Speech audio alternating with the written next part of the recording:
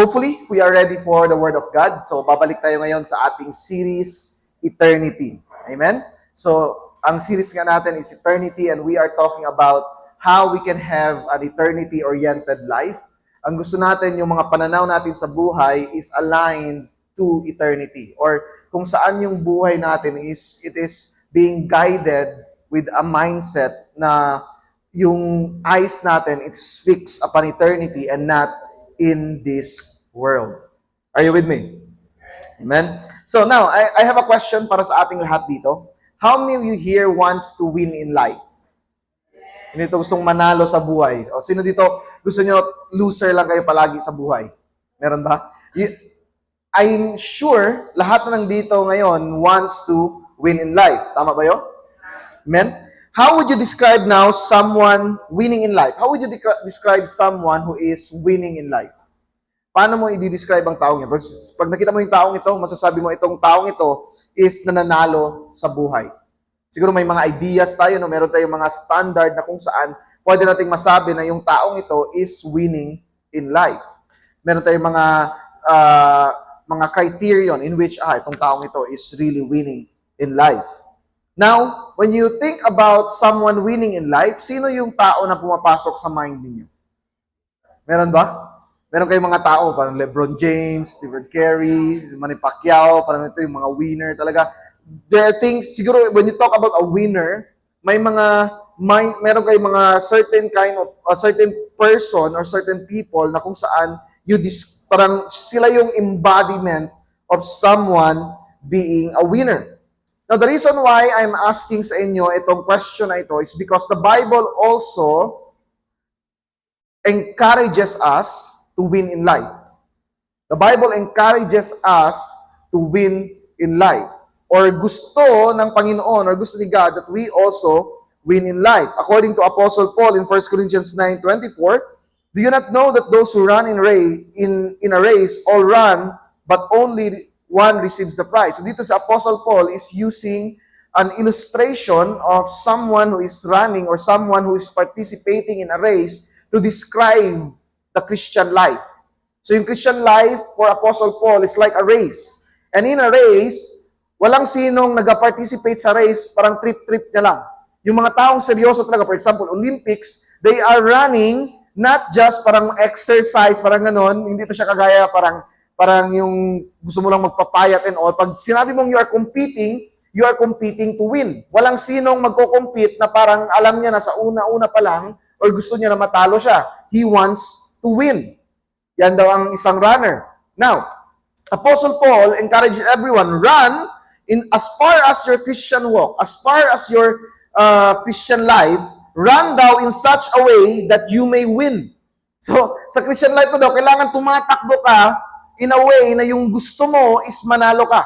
Maraming mga Christian who is walking or who is running their Christian walk who has a defeated mentality, which is na parang ayaw nila na manalo or parang sa kanila parang they're passive, whether manalo, matalo, okay lang, basta tumatakbo, parang ganun. Ang importante, ganun lang. But the Bible or the Apostle Paul encourages us to run in such a way that you may win. Everyone who competes in the games, exercise self-control in all things. So merong disiplina ang isang someone who competes in a marathon or anumang competition na yan about running. They do it to receive a perishable wreath. A wreath is parang corona siya na made of leaves. Nakita niyo sa mga Greeks. Meron silang ganon. And binibigay ito siya at their time sa winner. And accordingly, merong binibigay yon sa mga winner. And meron pa yan, actually hindi lang siya basta corona lang. In fact, meron siyang mga prizes in which someone receives kapag nanalo siya sa pagtakbo. Halimbawa, meron silang unlimited supply of food for 1 year. Imagine, yun yung prize. Tapos exempted ka sa tax if nanalo ka sa marathon or sa race na ito. But according to Apostle Paul, lahat ng yon are temporary. It is perishable. Pag sinabi mong perishable, nawawala lang. But Apostle Paul is making now a comparison. Yun daw yung mga nag-run race, kung nagra-run sila ng race, and siniseryoso nila ito, may disiplina pa talaga, because they want to win a perishable wreath, how much more tayo who is running after imperishable one or something that is imperishable or something na hindi nawawala. So kapag nanalo daw tayo sa life natin, sa Christian life natin, ang resulta nun is something imperishable. Hindi siya nawawala. And it's amazing na, for example, Heidelin Diaz, si Marshall, nanalo sila sa Olympics and all, and that's something parang amazing niya gayot, parang in all, how much more what we receive if we win in life as Christians. Are you with me? Sabi pa ni Apostle Paul dito, therefore I run in such a way as not without aim. So hindi daw parang tumatakbo lang si Apostle Paul, parang siyang takbo lang ganyan. Meron siyang aim, meron siyang gustong ma-accomplish. I box in such a way as not beating the air, but I discipline my body and make it my slave so that after I have preached to others, I myself will not be disqualified. So ang point dito is that the Apostle Paul wants every Christians to win, and there are standards in which para manalo talaga tayo. And kailangan merong disiplina, merong mga things na kailangan nating gawin in order for us to really win. And kailangan focus tayo. Now, why is it the case? Bakit ba kailangan na we desire to win in life? Bakit ba kailangan tumakbo talaga tayo in order to, hindi ba pwede Christian tayo, tapos yun na lang yun? In Ephesians 2:10, it says here, for we are His workmanship, referring to God. Yung His na yan, refers back to God. Workmanship. Pag sinabing workmanship, a masterpiece. Something na create ni God for a very purpose. Merong purpose kung bakit create tayo ng Panginoon. We are God's workmanship. Other word for workmanship is, again, a masterpiece. Something that God created for a very important purpose na kailangan niyang gawin. And you and I are actually called to live out this identity as a masterpiece. Tingnan mo katabi mo, masterpiece ba yan? Tingnan mo, masterpiece. Or peace ba yan? Peace lang ba? Walang master. Parang ganun. But you are a masterpiece now, or a workmanship. According to Dr. Anderson, itong word na ito in Greek is actually the same word which saan nanggaling ang ating word for the word poem. It's poema. So, it's doon nanggaling yung word natin for a poem. So, we are God's poem. Pa ba? Tula ba? Hindi poem hindi yung sa matulog. Okay? Tula. Saan nanggaling yung word na tula? Yun yung Greek word na ginamit dito. And sabi pa niya, I don't want at the end of my life that I will be one of those na sasabihin ni Lord, oh, yun yung isa sa mga unfinished na tula ko. Alam mo yun? Someone na hindi natapos na tula because he let go or he gave up or she gave up or she did not anymore follow me. And lahat tayo ay tula na nasulat. At as something to be finished at the end of the day, before tayo dumating sa period natin, kailangan magandang tula ang ating buhay. Are you with me? Clear ba yan sa atin? Workmanship. Created in Christ Jesus for what? We are created daw for good works. Mga mabuting gawa. So, we were created for good works, which God prepared beforehand so that we would walk in them. Isn't it amazing? That God prepared things na gagawin mo, and these are good works. So meron kang mga prepare ng Panginoon that He wants you to do, and these are good works. And if you do not try to win or walk in the ways of God, then hindi natin magagawa yung mga gustong ipagawa sa atin ng Panginoon. God has a purpose for each of us. And when we were justified or nung naniwala tayo sa Panginoon Jesus Christ, when we believe in Him, na-activate ito. Kasi kung hindi pa tayo Christian, basically wala tayong access to that good works. Lahat ng gagawin natin is meaningless unless we are justified in the Lord. So the moment nung na-justify tayo, nung nag-believe tayo kay Jesus, then this becomes available sa atin. And depende na sa atin whether we are going to accomplish it or not. Hello? Nandiyan pa ba tayo? So, when we walk in them and complete them, okay? When we walk in the good works that God has prepared for us, and complete them, we win in life. Okay? We win in life. Now, this is, ngayon palang sabihin ko na ngayon, right away ngayon, the biblical definition of winning in life is different than the definition of the world. Winning in life, in the eyes of God, is not about marami kang pera, marami kang bahay, and all of those things na mga ari-arian mo dito sa mundo, is actually not how God defines winning in life. Winning in life, in the eyes of God, is you walk in the good works that God has prepared for you to do. In other words, when you walk for the glory of God. Are you with me? That's why this afternoon, we're going to speak from the subject, eternity, winning in life. Okay? Winning in life. Ang goal natin dito lahat is malaman natin kung paano manalo sa buhay. Amen? Before we go any further, let us pray. Heavenly Father, we ask, O Lord, for your guidance and your anointing, O Lord, in this place. Lord, transform our mindset, our hearts, O Lord, that we may walk in your ways, O God, and glorify you. God, I pray that at the end of this sermon, O God, your people will take hold, O God, of the Lord, of that good things, O God, that you have prepared for us to accomplish, O Lord. God, I pray that we will fight for it, O Lord, and not let go of it, O God. May we, Lord, not be willing, O Lord, to just watch our lives, O Lord, pass by us. But rather, O Lord, we will be active in seeking you, O Lord. As Apostle Paul described it as, O Lord, we will run, O Lord, with the mindset to win and not, O Lord, to lose. God, we exalt and glorify your name. This we pray in Jesus' name. Amen and amen. Kanina tinanong ko kayo, pag sinabi mong winner, sino yung tao na pumapasok sa mind ninyo? And possible, meron kayong mga certain person na nasa mind ninyo kung sino yung winner na yan, or kung pag sinabing winner, itong tao yan, si Winner the Pooh ba yan, or something like that. So, winner. There's someone a winner. But, the greatest winner in life, as you know, is the Lord Jesus Himself. He is the greatest winner. Wala nang sinong makakatalo pa sa pagka-winner ng Panginoong Hesukristo. In John 16:33, sinabi niya dito, "These things I have spoken to you, so that in me you may have peace. In the world you will have tribulation, but take courage. I have overcome the world." So take courage. Sabi niya, lahat makaka-experience tayo ng mahirap na things dito sa mundong ito, but you need to take heart. Why? Because He overcome the world. The Greek word for the word have overcome is the word nenikeka. Okay?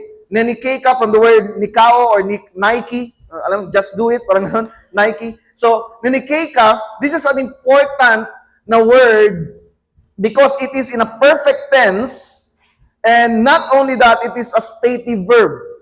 Now, anong importansya ng text na yan aside sa parang hindi lang kasi sinabi kan para magmukha lang ako ditong malalim, but may purpose siya. Why? Because the characteristic of a perfect verb in Greek, most of the time, not always, but most of the time, is that it is a completed action, but not just a completed action, but an action na merong continued result. Okay? Merong continued result. It continues up to the presence. And it is stated, ibig sabihin, Jesus at this very moment is in the state of winning. Okay? He is not trying to win. He is already a winner. He is already an overcomer. Para lang yung ganito, pag sinabi kong I graduated, nag-graduate ako ng high school, ng college, it will never come a time na kung saan mawawala ang pagka-graduate ko. Hindi ako magiging ungraduate again. I have already graduated, and yung benefit of me graduating has a benefit that continues up to this present. Nagets ba yun natin? Parang ganun lang din yun siya. So, Jesus has nenikeka. Okay? Nenikeka. He won in life. He has overcome the world. That's why in Revelations 5:12, sinabi ng mga angels, saying with a loud voice, "Worthy is the Lamb that was slain to receive power and riches and wisdom and might and honor and glory and blessing." So because he won in this life, the Lord or God the Father honored him. God the Father lifted him up to the highest heaven. If we want to win in life and accomplish God's purpose for our lives, we are to follow the Lord's example. Nung sinabi ng Panginoon that He has won in life, ibig sabihin siya yung dapat na ating tignan kung paano niya ginawa. And in order for us to also win in life, kailangan nating gayahin kung paano ginawa ito ni Jesus. Are you with me? Apostle Paul agrees. 1 Corinthians 11:1, be imitators of me, just also am of Christ. So si Apostle Paul imitates Christ. And sinabi niya, imitate me also as I imitate Christ. So lahat tayo dito ngayon, in order for us to win in this life, kailangan nating gayahin ang Panginoon. Ganito yan. Lahat ng definition natin ng winning in life, if opposite siya sa ginawa ng Panginoon, that's not winning in life. It is a temporal winning that is doomed to fail. So, from the Lord's example, how can we win in life? And this will be our focus text this afternoon. Philippians 2:5-11. Have this attitude in yourselves, which is also in Christ Jesus, who although he existed in the form of God, did not regard equality with God a thing to be grasped, but emptied himself, taking the form of a bondservant, and being made in the likeness of men. For being found in appearance as a man, he humbled himself by becoming obedient to the point of death, even death on the cross. For this reason, also God highly exalted him, and bestowed on him the name which is above every name, so that at the name of Jesus, every knee will bow of those who are in heaven, and on earth, and under the earth, and every tongue will confess that Jesus Christ is Lord, to the glory of the Father. I want you to focus yung attention ninyo dito sa verse 9. Starting verse 9. For this reason. So, this signals that verses 9 to 11 is a result of 5:8. So, ito siya, lahat ng na sinabi ni Apostle Paul, after itong word na for this reason, is a result, direct result of what he said before. And makikita natin siya sa verse 9. So ano daw ang resulta ng lahat ng ginawa ni Jesus at verse 8 to 9?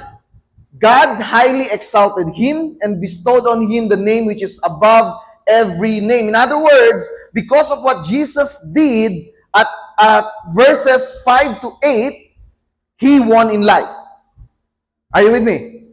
So dito makikita tayo ng direct na reference in which, because Jesus did this thing, he experienced exaltation. He experienced winning in life. And, interestingly, if hindi nyo ito na-miss, kung makwik yung mata ninyo, nakita nyo ito kaagad, verse 5 started with the phrase, have this attitude in yourselves, which also in Christ Jesus. So the Apostle Paul encourages us in verse 5 pa lang, sinabi niya na dapat ganito rin ang dapat nyong gawin. And as Jesus did these things, he won in life. By also doing what Jesus did, we will also win in life. Now, of course, hindi tayo aabot na kung saan every knee will bow and every tongue will confess sa atin. Okay? The principle here is that what is the, kung ano yung purpose ni God sa atin, kapag ginawa natin ito siya, meron siyang akibat that God rewards us na ibibigay sa atin. Dapat hindi pwede. Dapat kung si Jesus, every knee bow and every tongue will confess, ganun din sa akin. Savior ka ba? Magpapako ka ba sa krus? Siyempre, si Jesus, ginawa niya lahat na Savior siya. Siyempre, taas yung kanya, yung reward niya. Tayo, meron lang tayong certain purpose na dapat gawin, and in that certain purpose, merong naghihintay sa atin na reward. Pero dapat, before tayo dumating dito sa lahat ng ito, the glory that will follow, kailangan mo nating gawin ang mga sinabi sa verse 5 at 8. Verse 5 to 8. Clear ba yan sa atin? Clear ba yan sa atin? Huwag mag-expect ka, parang, no, gawin ko yan. Baka every knee will bow and every tongue will confess sa akin. Hindi, Jesus lang yan siya.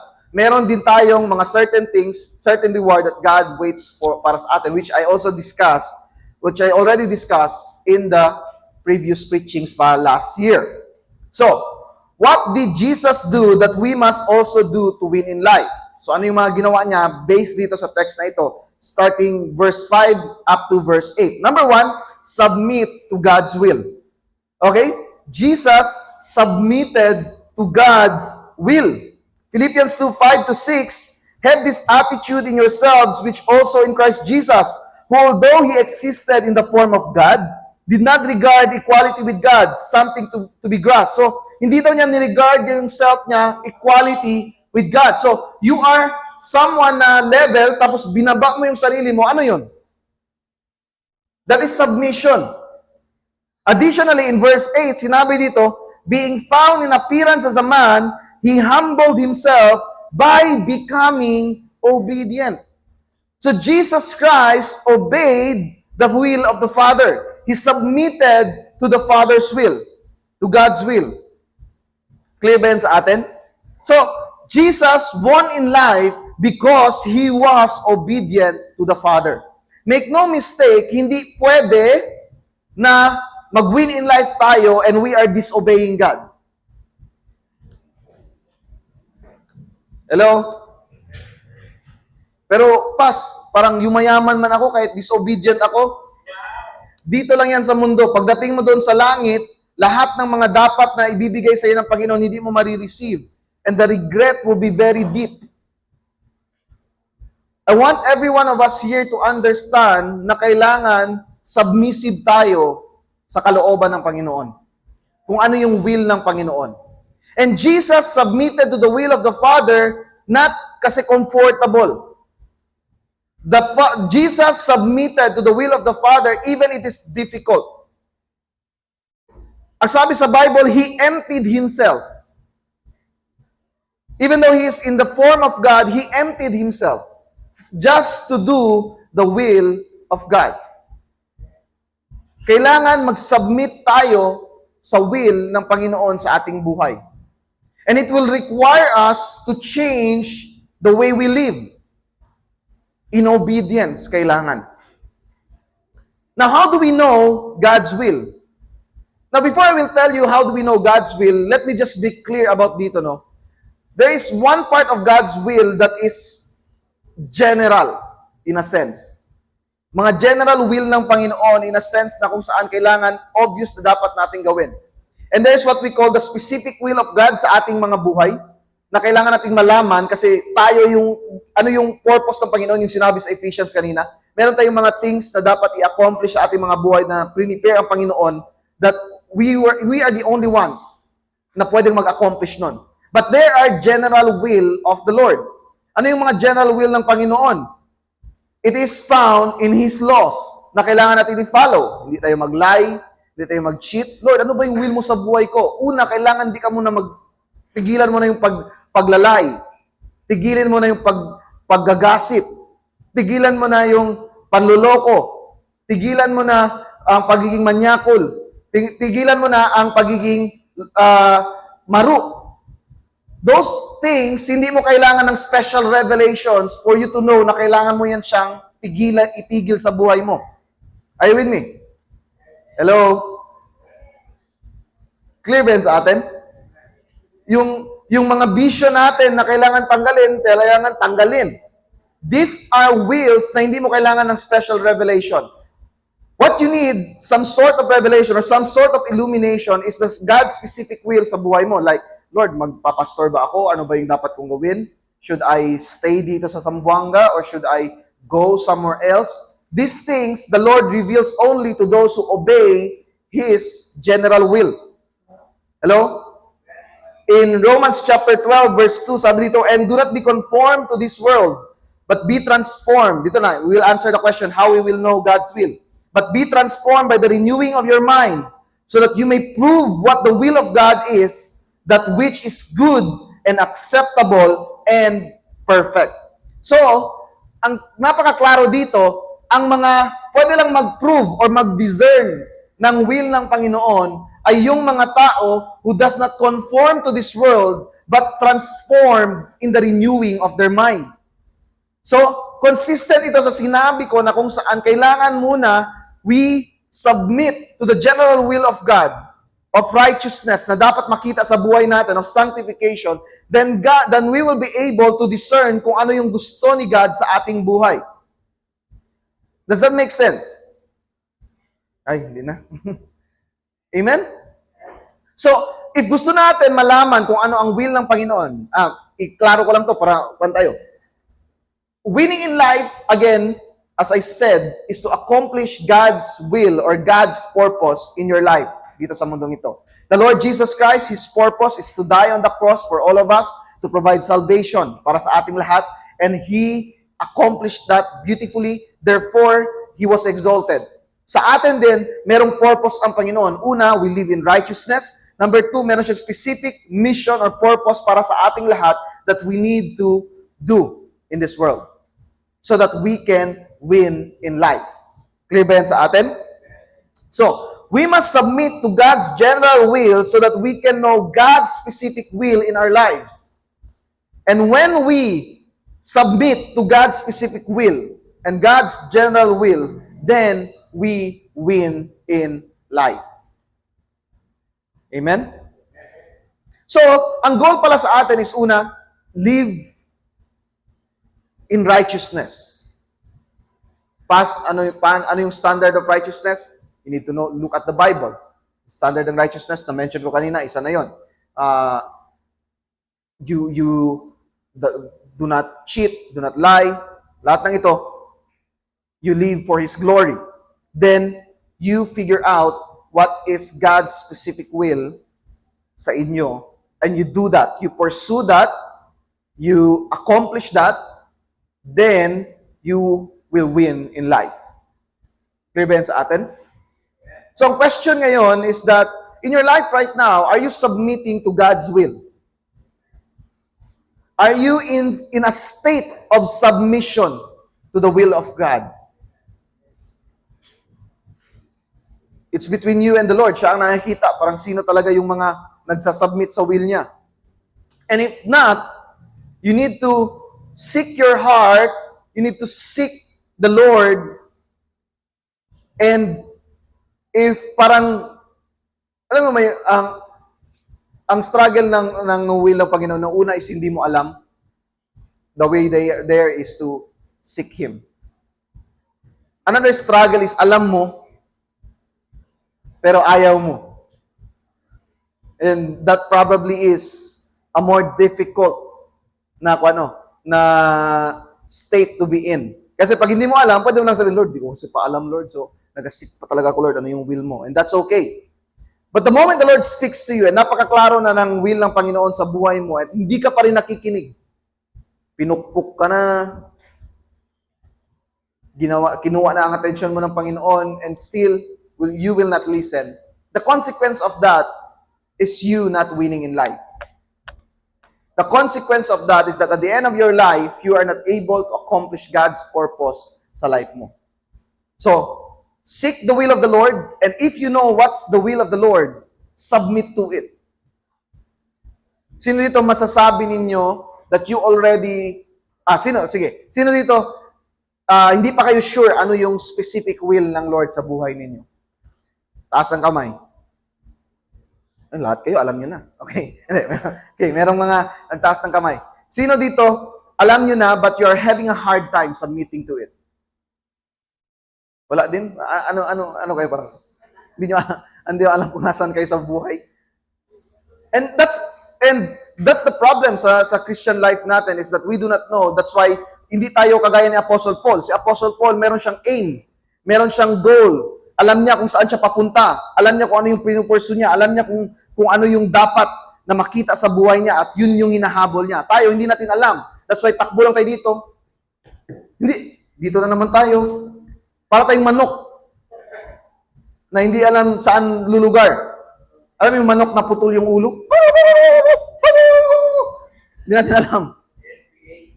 So I want you to come to a place na kung saan you know God's will and pursue it no matter how difficult it is. The Lord Jesus Christ gave us an example in how we should live our lives in submission to God's will. Some of you here right now, may mga decisions kayo na kailangan gawin. The question that should always be asked is this God's will? Is this God's will? Marami mga Christian, hindi yun ang tinatanong. Ang tinatanong is this beneficial? Ito ba yung mas easy na decision? Ano yung mas logical na decision? Ano yung mas acceptable na decision? Hindi kung ano yung will ng Panginoon. Now, hindi ko sinasabi dito na always yung will ng Panginoon parang ngayon, against sa nanay mo, sa tatay mo, or against, hindi kailangan ganon. But sometimes it's like that. The point here is that, are you doing God's will? Are you seeking to submit to God's will? Clear ba sa atin? Again, only when we submit to God's will, then we will win in life. If nakikinig ka ng maayos, I'm sure napapaisip ka na ngayon. And that's how should it be. Pag hindi ka napapaisip, ibig sabihin hindi mo naintindihan kung ano yung sinasabi ko. Hello? You need to know God's will and submit to it. Number 2, not only did Jesus submit to God's will, He served God's people. He lived a life of service. Not just submission, but service. Sabi dito, but He emptied Himself, taking the form of bondservant and being made in the likeness of men. So, He taken the form of a bondservant. The Greek word here is the word doulos, and it's actually a stronger word which can mean slave. He made Himself a slave, not just a mere servant, but a slave in order to bring salvation sa ating buhay. And as Christ lived in service, the Bible also calls us to live a life of service. In fact, ito ang sinabi ni Jesus about sa sarili niya. For even the Son of Man did not come to be served, but to serve, and gave Himself, His life, as a ransom for many. Hindi daw pumunta ang Panginoon para pagsilbihan siya ng mga tao, kundi para magsilbi. Hello? Marami sa atin, siguro kung kung king tayo, hindi yun ang mindset natin. We want to be served. One lang nga tayo, nagkapera lang nga tayo, feeling natin kailangan mag-serve na sa atin lahat ng mga tao. Marami akong pera, dapat mag-serve ka sa akin. Parang, mas mataas ako sa'yo kasi mas marami akong sa'yo pera. But the Lord Jesus Christ, even though He is the owner of the universe, even though He is the Lord of all, lived a life of service. He came to serve and not to be served. I remember nakita ko ito siya, bata pa ako sa isang shirt. Hindi ko talaga maintindihan. Ano ibig sabihin nun? To serve and not to be served. To serve and not to be served. Parang redundant man yun, parang hindi ko maintindihan. And yun palang ibig sabihin nun. That you serve at hindi ka pagsilbihan. When you come into a room, ano yung mindset mo? Wala man nag-atiman sa ako, wala man sino nagpansin sa akin in all, wala man sino ang gumawa ng anything for me. If ganun yung mindset mo, you are coming into a room to be served and not to serve. Ang mindset ng isang servant as specified by the Lord Jesus Christ, as illustrated or as lived out by the Lord Jesus Christ, as example by the Lord Jesus Christ. Kapag papasok siya sa isang room, He came to serve. And makikita natin ito siya many times sa gospel, na kung saan pagod na si Jesus, then pupunta sa kanya yung mga bata, parang yung mga disciples, wag kayo, salawayan kayo mga bata. Sabi niya, hindi, wag mo sila palisin. Let them come to me, then ipag-pray niya. Jesus, after niya lang mag-preach, lumapit sa kanya ang leper, instead na sabi niya, pagod na ako mag-preach leper, mamaya ka na lang ma-heal. Pa si Jesus, willing mag-heal, even though difficult na siya, because He came to serve and not to be served. Alam mo yun, bumaba si Jesus, preach Jesus ng Sermon on the Mount for 3 chapters. Blessed are the poor in spirit. Ang ganda, parang greatest sermon ever. Bumaba siya, wala man lang nag-offer sa kanya ng tubig. Ang una sa kanya na nag-meet is a leper, and yung leper na yun is asking to be healed, and healed that person. And every single time na kung saan Jesus tried to withdraw Himself, na surround siya ng mga tao, parang nandito ka pala Jesus. He did not drive them out, but rather He served them. And if titignan mo itong text na ito, Mark, balik tayo sa Mark 10:45. Yan. Yung word na for signals, kapag nakita niyo yan sa Bible ninyo, every time na merong for, ibig sabihin yan, ini-invite kayo tignan kung ano yung sinasabi sa taas. Okay? Pag sinabi mong for, ibig sabihin, tignan mo kung ano yung nasa taas because it will give the context kung bakit yan sinabi ni Jesus. Why? Bakit ito sinabi ni Jesus? Because actually, He is giving a teaching sa mga disciples and how they should live. And itong sinabi niya, starting verse 43. Pakita natin. But it is not this way among you, but whoever wishes to become great among you shall be your servant. And whoever wishes to be the first among you shall be a slave of all. Hello? Marami sa atin, we wants to be great, and ang feeling natin, kapag pinagsisilbihan tayo, great na tayo. But the reality is, iba ang mindset ng Panginoon. Ang pinaka-great daw sa atin are those who serve well. That's why meron tayong VAP. Because service makes a person great. Hello? Now, let me be clear. It doesn't mean nagsiserve ka, great ka na kaagad. Kasi pwedeng serve ka dyan para makita ka lang. Parang real servant mong gutsilo. The motive matters and makikita talaga that the person is really serving from his heart. Na hindi lang para makita, but rather, kasi ito, shall become your servant. Shall become your slave. And yan yung kulang in many churches, and sad to say, even in our church, I will say, nakulang sa atin, is that wala tayong servant mentality. And we need to change that. Now, hindi ko sinasabi na walang sinong nagsiserve dito. Amen daw. Hindi ko na sinabi na walang nagsiserve dito. But most of the time, yung service natin is conditional. Yung service natin is parang base kung paano tayo at that moment, kung masaya tayo at the moment, okay, serve. Pag hindi tayo masaya, then hindi ako mag-serve. Pag meron ako nakaaway, hindi ako mag-serve. Pag meron ako hindi nakapagsunduan, hindi ako mag-serve.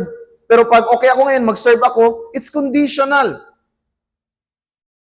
But part of your service is lowering yourself, humbling yourself, para makapag-serve tayo ng maayos. Kasi kung palagi kang offended, palagi kang ganito, ganyan, itong ginawa niya, itong sinabi niya sa akin, you will not be able to serve effectively. Maganda yan na, for example, nag-serve tayo, merong namimigay ng merienda, pero hindi dapat nakadepende dyan ang service natin. Wala man lang merienda, kapoy na kayo may diri, wala maski mo. It cannot, hindi pwedeng ganun. Are you with me? Service is sacrificial. Service required us to be like the Lord Jesus Christ, give without expecting anything in return. Are you with me? No, hindi ko sinasabi dito na parang, for example, ganito kasi it's parang problematic sa church ang nangyayari is parang merong isa nagsiserve talaga, inaabuso din ng iba. Ang problema kasi doon, merong isa na hindi servant ang mindset. Pero if lahat tayo dito servant ang mindset, walang sinong maaabuso. Tama? If you are looking for the benefit of the other person instead your own benefit, kasi you are trying, parang you try to parang outserve each other. Alam mo yun, parang ako na, sabay na lang tayo. Hindi yung parang, ikaw na, o sige, ikaw na. Yun yung dapat na makita sa church natin. Outdoing each other in service. Clear ba yan sa atin? The way of Christianity is different. The way to greatness is becoming the less. When we seek to be great, we become less. Are you with me? Napaka-importante nito. And actually, preach ko na ito many times dito sa church na ito. Mahirap pa rin talaga makita. Pero hopefully ngayon makita na talaga. My prayer is that tumatak talaga to sa mga puso natin. That we are servants. Amen? And, okay man yun, no? Parang, it doesn't mean na maging false, magkaroon din tayo ng false humility na hindi tayo mag-receive ng parang may nagbigay sa amin ng blessing, merong nang libre, parang gano'n, parang, hindi, servant yan, okay lang yan, hindi, okay lang yan, parang gano'n. Pag may binigay, dawata. Pag wala, okay lang dapat. Are you with me? Kasi dapat healthy tayo. Kasi if palaging offended, palaging pangit yung pagkasabi niya or pangit siya, mga ganun. Mahirap tayong ganun mag-grow. Mahirap tayong maging a serving church. Clear ba yan sa atin? Clear ba yan sa atin? And kung palaging mahirap talaga yan. So dapat i-work out natin yung life natin na maging true servant tayo. The Son of Man did not came to serve. Did not came to be served, but to serve. Dapat ganun din tayo as people. And when we live a life of service to God through His people, we win in life. And let me be clear on this, no? Kasi nuance to, no? Dapat klaro to siya. The way we serve God is through serving people. So, kapag masungit ka sa people ni God while serving God, you are not serving God. Hello? Kung you are parang nangangaway ka sa mga tao na sineserve mo and you're saying, ay, nag-serve kasi ako kay God, huwag niyo akong guluhin. You know? You're not serving God. Because si God, hindi niya kailangan actually ng service natin. Are you hearing what I'm saying? Hindi actually kailangan service natin. Ang mga kailangan ng service natin is each other, yung mga people niya. But, by serving the people of God, we are serving God. Clear ba yun sa atin? Hopefully, this is very clear sa atin. Okay? Serve na ganit ko, tapos salawayon pamutan nun.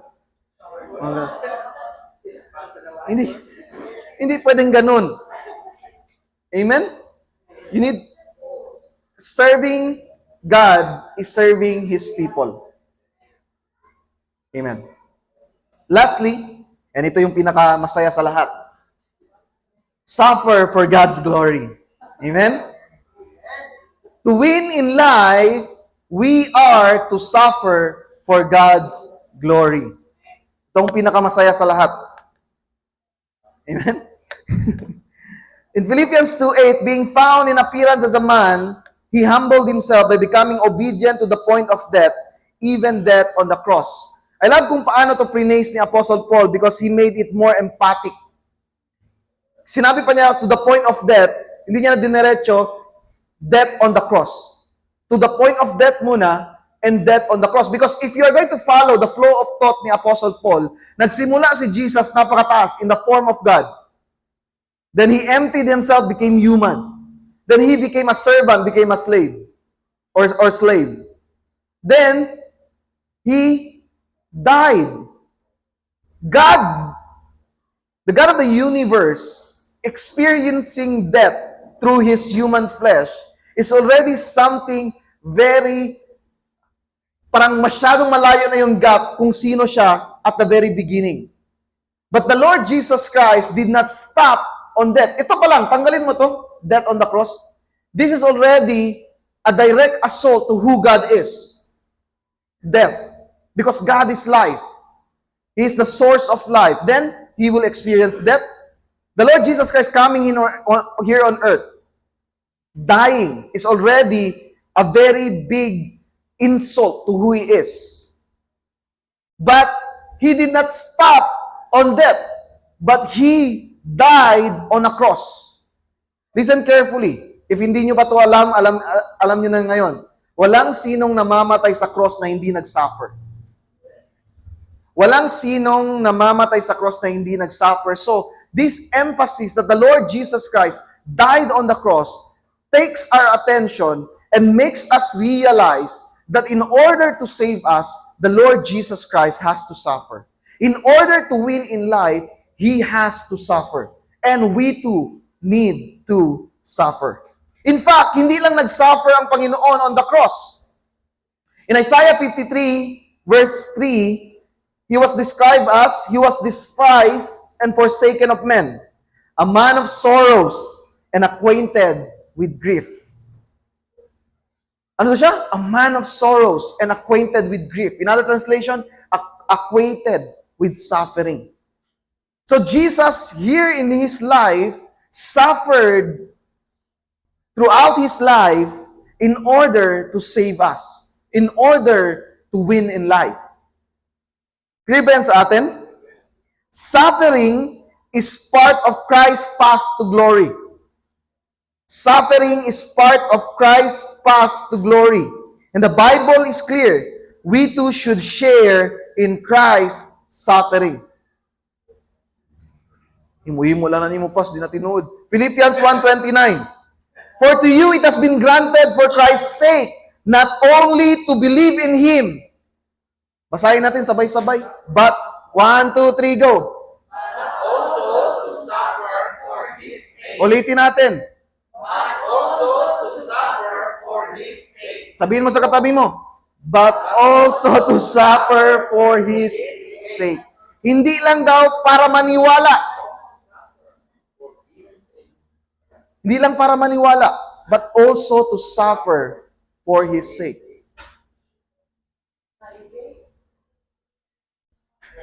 Are you with me? Thinking about suffering for Christ might seem impossible for us. But take this promise by the Lord through Peter. Ito yung promise ng Panginoon sa mga mag-suffer para sa Kanya.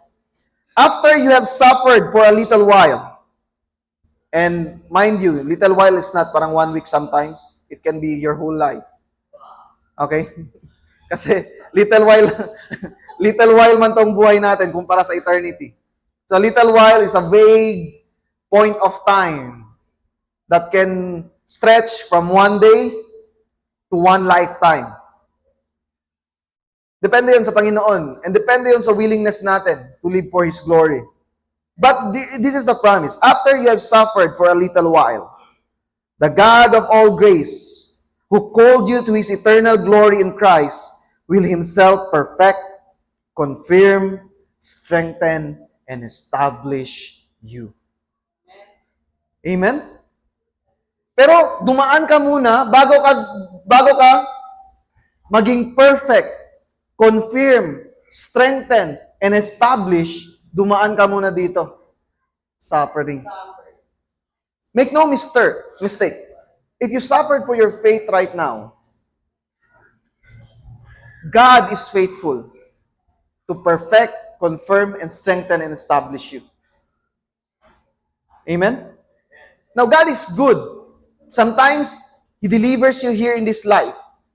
But even if He doesn't here in this life, it only means, sinabi ko na to before, the glory that you let go here in this world will be a glory that you will receive in the life to come, and that will be a greater glory. If you will not be delivered here in this life, you will be delivered in the future. Amen? Just keep on serving. Just keep on glorifying God. Just keep on suffering for His name. Pero, hindi ko na nalagay dito, no, but what part of the discourse of Peter is that, napakaklaro sa sinabi niya, huwag kayong mag-suffer because of unrighteousness. Okay?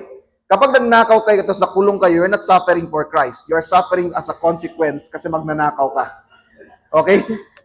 Clear yan dapat. Sabihin, Lord, grabe, persecuted talaga ako. Nagkupit lang ako ng 5 peso. Hindi na ako papuntahin ng church ni Mama. Persecuted talaga ako. Hindi ka pinapapunta ng church kasi nangupit ka ng 5 peso. Hello? Hindi talaga ako pinapapunta ni nanay sa church. Persecuted talaga ako. Kasi bulyagon ka sa balay, di ka manghugas plato, di ka manglabad, sige lang kagtulog, and all. That's why, hindi ka pinapupunta sa church, hindi ka persecuted. Are you with me?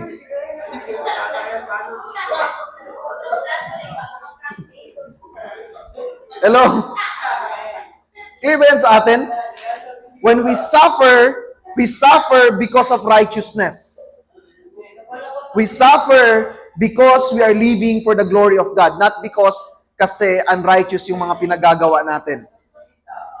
Clear yan sa atin, ha? Clear. So wala dapat yung parang, Pas, hindi ako nakapunta, Pas, kasi hindi ako pinapunta ng nanay ko. Tanungin ko talaga, ba't ka di pinapunta? Bakit ka di pinapunta? Bakit di talaga?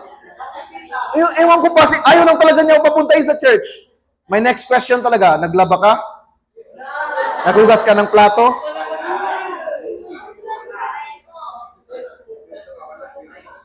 If hindi mo yan ginagawa, yan ang reason kung bakit di ka pinapapunta sa church. Amen? And to be honest with you, if bata ka pa no, suffering yan, magugas ng plato, and that's how you suffer for Christ. Are you with me? Manglaba, that's suffering for Christ. Are you with me? Sa mga parents dito, if you are raising a child, tapos salawa yun, you're suffering. Amen? And you need to endure. And all the things that we go through and we follow the Lord, the enemy will try to, alam mo yun, contradict us or try to stop us, and yun yung source ng persecutions, ng suffering. And sometimes, no, itong mahirap sabihin sa mga Christians, sometimes maghihirap talaga ang buhay mo if naging seryoso ka na sa pag-follow sa Panginoon. That's why marami ang nag-give up. But I want you to take hold of this promise ni Peter, ng Panginoon through Peter. That the Lord sees it. Nakikita ng Panginoon ang kada suffering natin. And when we suffer for Him, we win in life. Amen? So if you want to win in life, live a life of submission, live a life of service, and live a life of suffering. And kung titignan mo yun, analyze mo yun maayos, this is totally contradictory to the path of the world. The path of the world says, kung gusto mong manalo, mangloko ka ng tao. Kailangan mataas ka, kailangan mabilis ka, kailangan mag-submit sila sa kung anong gusto mo. Kailangan assertive ka in all of these things. But this is different. Lahat ng ways ng mundo proved only one thing. At the end of it all, lahat ng nakuha nila by the path that they took is temporary. But the Lord Jesus Christ proved sa atin that this path, submission, service, and suffering leads to real victory. To everlasting victory. Jesus promised us that when we lose in this world, we gain through life. We truly win in life. So, submission, service, and suffering. Ito ang dapat makita sa buhay natin. Okay? Kapag pumunta ka sa akin, sabi mo, Pas, nagsasuffer talaga ako ngayon. Good. Amen. Hindi, magtanong muna pala ako. Bakit ka nagsasuffer? Naglalaba ka ba? Mga ganun. Baka absent ka palagi sa work, kaya hindi ka binigyan ng bonus. Mga ganun.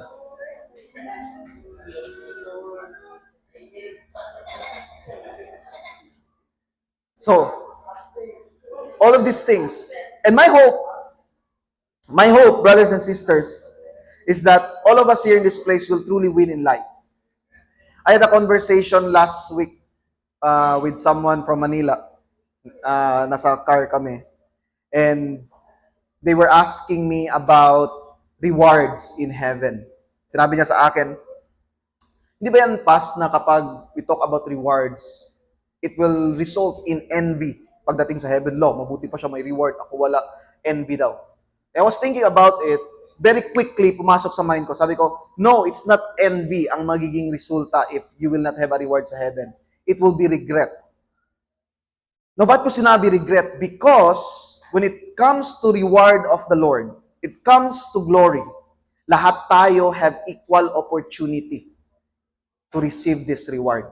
Walang sino dito sa atin ang parang si pastor, parang meron niya siyang level na kung ano na reward na para sa kanya lang talaga kasi pastor siya. So, siya dito merong certain level. Lahat tayo dito, lahat ng rewards that the Lord has promised is available sa atin if we are willing to receive it. And if we work to receive it, available yan siya sa atin. The question only is, are we willing to really do these three things in order for us to receive all of that? So it's not envy, it's regret because all of us can receive the promises of God. And the Lord will not require you to do things na beyond sa capability mo. Of course, if the Lord did not bless you the ability to preach, hindi niya ikukwenta yun sa pagdating sa lao, ba't hindi ka naging preacher? Oh, Lord, wala man ko talent preaching. Saan man na? He will not require that of you. But He may require you of other things.